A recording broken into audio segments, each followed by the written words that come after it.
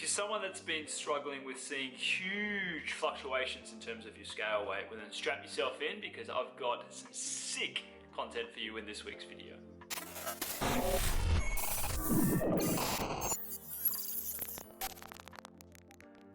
What's going on, legend? Angus Beef here. Thanks for just stopping by to click on this video, and welcome to this week's episode of Anti-Diet TV. Super stoked that you're here.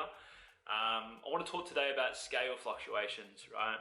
I find it something that for a lot of people, they can get so invested in just like what the scale says and not knowing how to assess the data, and therefore think that because they see a bad reading that it's like, well, fuck this, I'm out of here. And if you've been following me for a while, you would know that I personally believe, like, I'm not for the frame of thinking that is, you know, fuck the scales, get rid of them altogether. Because yes, like the scale, like it does tell you some data, and that data is basically the force of gravity against your body, right? That's what it's telling you, yeah? And that will be represented as your scale weight. But what you're gonna notice, right, is that if you are to say, for example, jump on the scale day to day, right, you will notice that there will be a different number each day, right? And this is what's called scale fluctuations. Now, this is why if you want to accurately use scales, right, if I were you, you should be focusing on what the average is, right, in terms of the week to week, yeah? So in other words, let's say that you weigh yourself 5 times across the week, right? You would add up those totals, you divide by 5, and that would be your figure that you would utilize as kind of like where your weight is at for the week, and you will compare that from week to week. That's an awesome way to utilize scale weight data, for example, right? But when it comes to day to day, yeah, if you want to be able to minimize how much it's fluctuating, there's a few things you can do. So what you want to basically dial in on is keeping consistent what you can within your control. So example, if you say massively kind of changing your when you go to sleep and when you wake up, like if you're changing that heaps, that in itself is enough to impact your scale weight fluctuations.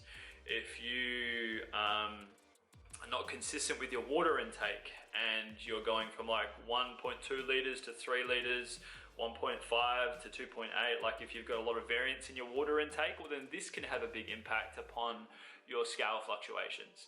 If you say, for example, are going from not using much salt at all in your meals to basically putting a shitload in across all of your main meals, this can have an impact upon your scale weight fluctuations. If you say, for example, go from doing very minimal steps to a shitload of steps, that can have an impact. If you go from say, for example, like being super stressed with work and just with life, to the following couple of days or the following day being zen, lots of stretching, lots of chill, lots of meditation and good times, like, you see what I mean? That can have an impact upon stress. How you're going with consistency with fruits and vegetables and plants. You know what I mean? Like, so more of the story is that if you want to control scale fluctuations as best you can, well, be consistent with what's in your control.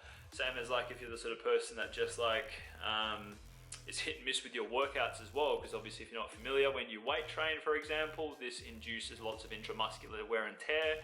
So if you go from being like consistent to having time off altogether, where you just can't be fuck training or whatever, that's going to have impact upon your scale fluctuations.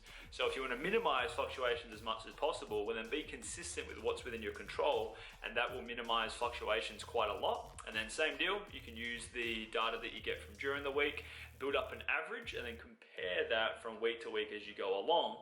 And then that way, if you are, say, for example, comparing data across a few weeks, you're going to have a really good insight in terms of whether you're trending the right way that you need to be, and then you can adjust accordingly and take in terms of like your approach, in terms of your calories and macros, for example, or your training. It's just a means of adjusting based on the data.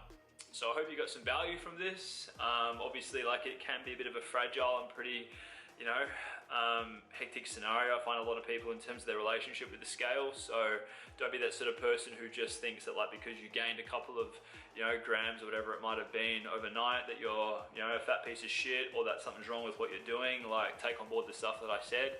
Even something as simple as like you went from like one day having 100 grams of carbs to the following day 240, like you see, even something like that is going to have an impact upon your scale weight fluctuations. So be consistent where possible, fam. If you got some value from watching this video, let me know. Drop this video some love and let me know in the comments below.